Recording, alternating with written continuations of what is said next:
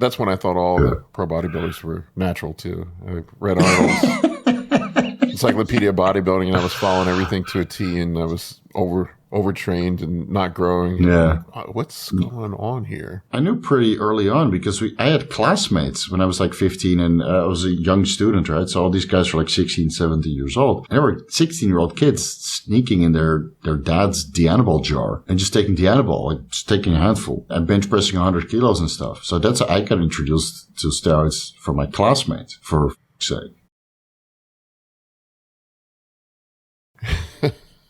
You want to tell me that story about when you took your son to a concert or you went to a school?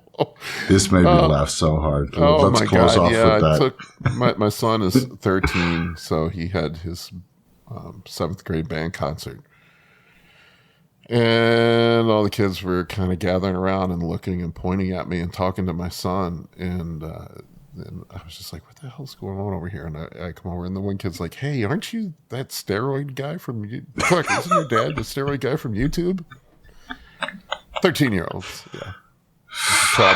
Proud dad moment. So did you give them the pep talk of, I started this when I was over 40. If only that were true. Yeah, my levels were declining. TRTO, folks. Yeah, that will be my biggest nightmare, dude. That my YouTube channel is still around in 20 years, and that my kids go to school and they're like 15 or 18 or something like that, and they're like, I know your guy. I know your dad. He talks about steroids online. I don't think it would be good for my kids, dude. No, it was really, really embarrassing, awkward moment because like all the other parents were standing around and they're kind of looking at me. Oh, shit.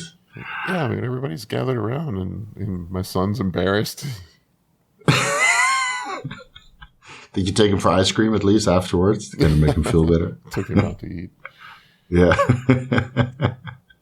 That's funny, man. Yeah, it was funny. I've been trying to get him to come to the gym with me, but I took him one time.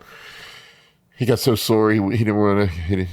He's like, Dad, I think I want to start working out. And so I took him in, and we went through a workout, and I was like, you're going to be sore, man. You need to like kind of pace yourself a little bit. And he's like, nah, I'm fine. And then I saw him walking around for a couple of days like this, and he hasn't been back to the gym since. Oh, man, poor guy. You got to bring him again. I mean, the soreness gets less the more often you go, you know? Yeah. I got to drag him out, but he's at the age where it's a good time to get started.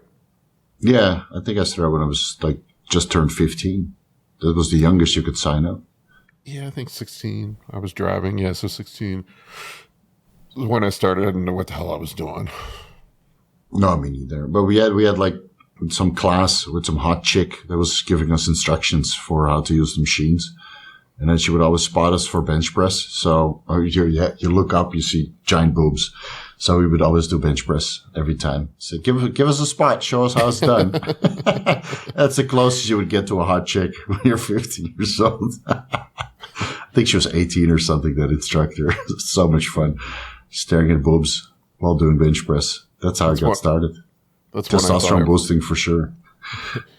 That's funny, man. The hot girls at the gym. That's when I thought all the pro bodybuilders were natural too. I read Arnold's Encyclopedia of Bodybuilding, and I was following everything to a T, and I was overtrained and not growing. Yeah. Like, what's going on here?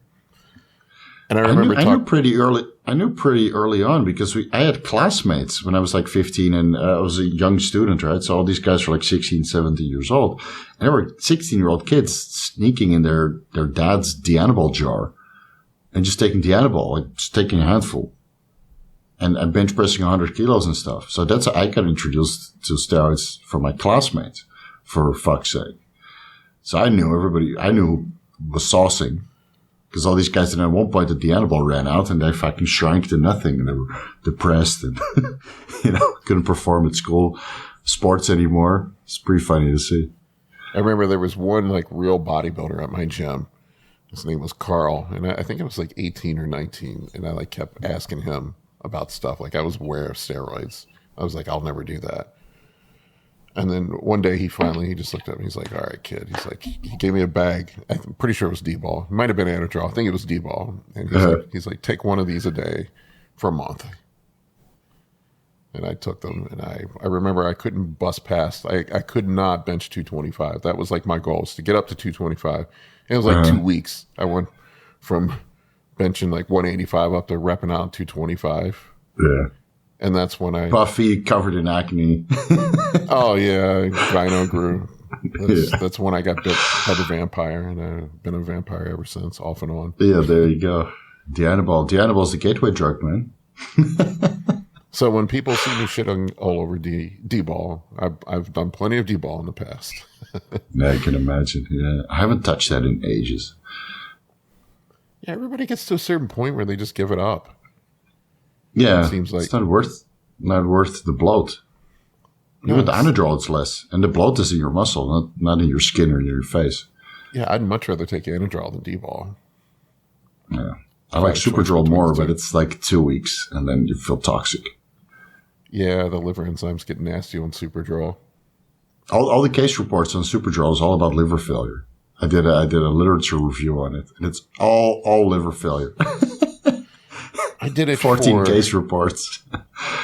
What was it, 2 or 3 weeks one time? I don't remember. And I started not feeling well, and I went and got my ALT and AST, or my blood work done. My ALT and AST were both around like 500. Yeah. I'm like, all right, this is not good. And the weird thing is, gamma GT is still in range, right? Yeah. It's like 15, 17 maybe. Yeah. It's the liver. I think all those liver enzymes come from skeletal muscle, because one serving of Superdrol, 20 milligrams, you go to the gym and you hit all your PRs, like one.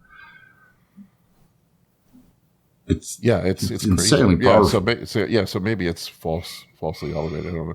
I've only had one time where my GGT was through the roof. And that was at the end of a contest prep one time. Yeah, probably glutathione deficient. Yeah, probably. That was that one where I was just emaciated at the end. My GGT was that one. Yeah. My GGT was like 300 after that show. Ooh, that's pretty bad. Yeah, it was real bad. I felt like I was dying. Yeah, I can imagine. What were you running for that show? Thyroid medication? Yeah, I was running 100 micrograms of T3. Yeah, there you go. I think that dissolves everything. Because I wasn't really I was only on, I think 50 milligrams of Winstrol. I wasn't doing anything crazy with the orals. Mm-hmm. So it had to have been just stress and the T3. How much cardio were you doing? Like an hour and a half a day. Okay, that's not too bad. It's not like now, 20 minutes. I barely do any, man. That's insane, dude. I can't imagine eating that much food and getting lean. I just do a step count. I try to get between 8,000 and 10,000 steps a day, and then if I do that, that's all I do. I just take walks. I don't do any real cardio. Just do walks.